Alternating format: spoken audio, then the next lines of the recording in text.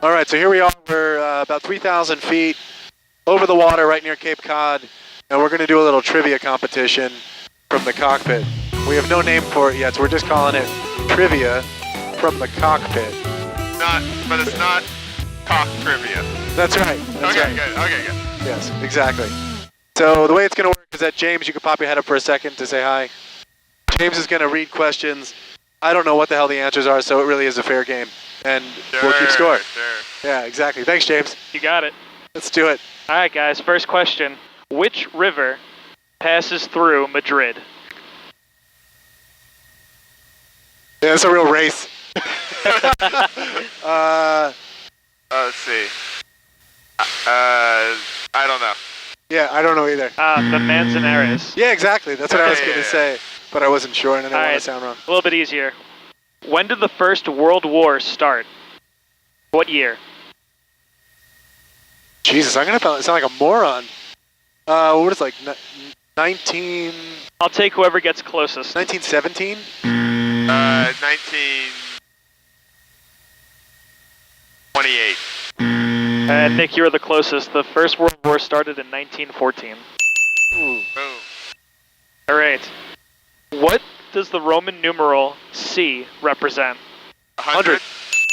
Oh, man. I heard Nick first on that No, one. that was a tie. I'll give that a tie. That was a tie. That was too close. All right, a little pop culture history now. Trivia. What fictional character lived at 221B Baker Street in London? Sherlock Holmes. Got it. Damn it. How many dots are there on 2 dice? Well, I'm going for it. No. Because that is too painfully slow for Is it like us. 4? I don't know. 42. Hey! How many feet are in a fathom? 40. No. 50. Shit. 6 feet in a fathom. All right. That was close. Kodiak Island is in which U.S. state? Alaska. Tie. Who won the 2016 Best Actor Oscar? Was that Leonardo DiCaprio? All right. Nice. I think that does it, guys. That is the end of trivia. I still think we should be doing maneuvers. I think we should be doing stuff like this while that's happening.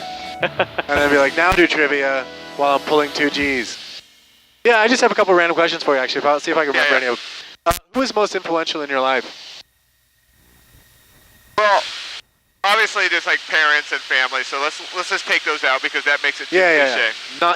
Not the usual. I think it was like one of my thesis advisors at Cornell. It was a woman named Nazreen Sarahi, and she's a very famous architect. She's very successful, and she would just ride my ass. She would just never give any approval. It's like, it's like the classic sort of mentor that's really hard on you. And it was exactly what I needed at that time, was because I was kind of cocky, thought I was pretty smart and clever. And just having her push and challenge me at every turn and never really smile, or never really acknowledge and just be like, yeah, who cares that you're clever and you're a good designer? Like, I think that just prepared me to not seek approval, but just to keep trying to get better. Yeah. And then, let's see, here's another one. What advice would you give your 15-year-old self today? If it was one thing. I think just to trust the process. Obviously there's a lot of specific information that would be really useful to have if you could go back. But I really think it's just to be patient and trust it. I would tell myself not to believe my own hype.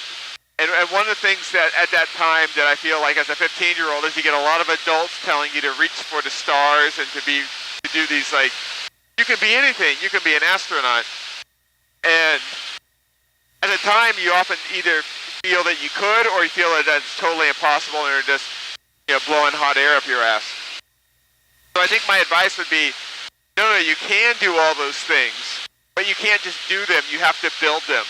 You have to build these like little building blocks of knowledge to get better opportunities so that you can become closer and closer to really amazing opportunities. Yeah. So it would be about, don't don't reach for the stars, but put your head down and keep building until you're higher than you ever realized you could be. Well, I'll ask you some. So, Oh shit, here we go.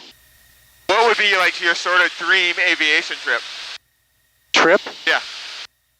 I want to go around the world. I think that's kind of the cliche thing to say as a pilot, but I really would love to not only go around the world, but do it with like a group of people that are like superheroes. So it would be like a foodie, a socialite, a historian, an anthropologist. Like it would be cool just to have a crazy collective and like kind of make the trip really interesting as we go. What's the plane you've never flown that you've always wanted to fly? F-18. I want to be in the number 7 Blue Angel. That is such a freaking dream of mine.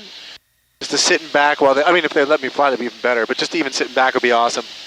And our question time is over in 1 mile and, well, 1.6 miles. We're officially 10 miles out then. The transmission Delta time 20530, wind 060 at 7. Norwood Tower, Mooney 908 November Tango. We are 9 miles southeast inbound.